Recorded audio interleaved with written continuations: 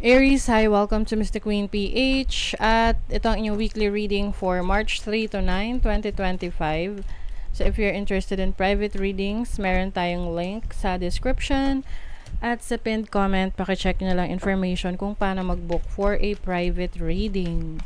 And please subscribe to our channel to show your support. Like, share this video at comment na rin kayo kung kayo ay naka-resonate. At kung kayo ay merong TikTok, follow nyo rin ako sa TikTok, Mystic Queen PH, and also sa Facebook, Mystic Queen PH. Okay, so some of you merong major decision. Yung iba, baka mag-aasawa kayo. Major decision nyo yan. Or getting into a partnership, pwedeng business partnership, pwede rin tong romantic partnership, romantic relationship. Some of you meron kayong parang gusto nyo mag-aral, tapos iniisip nyo kung is it worth it na makapag-aral, or 'di ba parang hindi ba masasayang yung inyong effort sa pag-aaral na to. So pag sinabi natin pag-aaral, hindi lang ito sa school ha, pwede rin tong yung effort na ibibigay mo sa research, sa self-study, pwedeng yung pera na gagamitin mo, gagastusin mo sa pagbili ng mga courses or sa subscription. Okay, kasi I feel like you want to be in full control of your life right now. Kasi pwedeng dati go with the flow ka kung saan ka na lang makarating.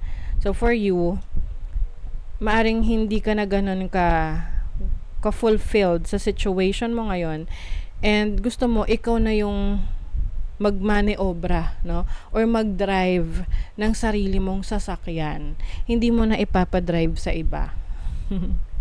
Okay, so this is your energy, the Hierophant, someone na in authority. So it's like you are fully taking control of your life. Maaring merong person din na nagme-mentor sa'yo, or meron kang pina-follow na author or influencer na nagbibigay sa'yo ng ideas or nag-i-inspire sa'yo to finally take action on your goals, on your dreams.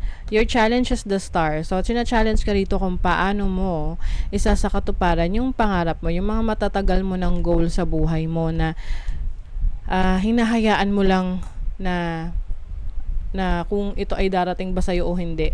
So, parang, kumbaga, alam mo yung tipong nakasakay ka sa sasakyan, tapos, kung saan pumupunta yung sasakyan na yon, as napapatagal tuloy yung destination mo, yung pagpunta mo dun sa destination mo.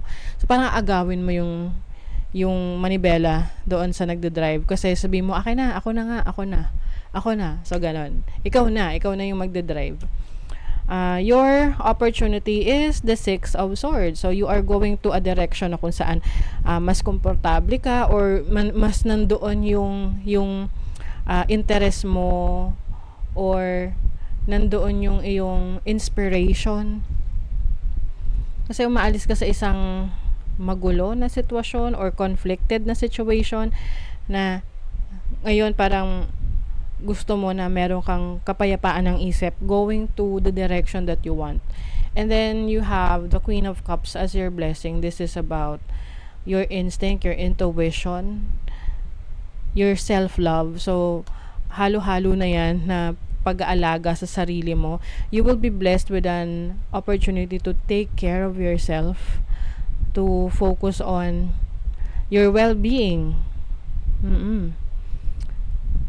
Kasi pwedeng iba sa inyo may kaguluhan na kinalalagyan. This can be yung magulo yung environment mo, yung mga kasama mo, hindi supportive sa'yo. So for your money, career, finances, see, you are discovering new things. You are traveling to discover new things. Pwedeng this is travel by literal na pagta-travel, or travel by your mind. Kasi when we travel through our mind, marami rin tayong natututunan, 'di ba? You have the Five of Cups. So, maari kasing meron kang mga regrets doon sa mga bagay na hindi mo pinursu, hindi mo sinimulan dahil pinanghinaan ka ng loob. So now, you are realizing na kailangan mong kumilos, kailangan ikaw yung magbigay ng direction sa buhay mo. O, diba? You have the Death card, which is transformation. So some of you Aries, you are transforming your career, you are transforming your finances, your business. You really want na magkaroon ka ng financial freedom. Na magagawa mo yan kung ikaw yung in control of your situation financially. Okay? You also have Seven of Pentacles and expression. So, if you're in a relationship, I think magiging open ka sa expectations mo sa person mo. You will also be more patient than sa person that you're dealing with kung hindi pa niya maibigay yung ine-expect mo sa kanya. You have the Three of Cups. Kasi in the end, no, in the long run, in the future, alam mo na itong person na to ay kaya niyang ibigay sa'yo yung gusto mo sa relationship. Kailangan lang niya ng time. Oo. So, pwedeng reversal yung role. Merong person sa buhay mo na naghihintay, willing na maghintay sa mga expectations niya sa'yo. So, you are, parang open kayo sa isa't isa. And you are supporting each other. So, eventually, you will celebrate. You will celebrate your wins. You will celebrate yung success ng relationship ninyo. You have the Sun in the first house. So, this is about your confidence, yung drive mo to start a new experience,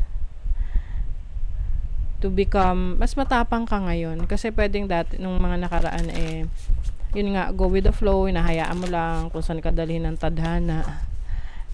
Ngayon, hindi ka na aasa na dalhin ka, makarating ka dun sa sitwasyon na gusto mo na iba yung nagko-control. Syempre, ikaw dapat, 'di ba? Think first before you judge.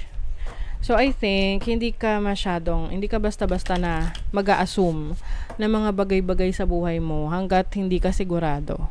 Parang you have this benefit of the doubt. Escapist, come home to yourself. Yes. Ikaw yung magbabalik sa yung sarili. Kasi pwedeng meron ka mga bagay na iniiwasan. Iniiwasan mong harapin, iniiwasan mong gawin.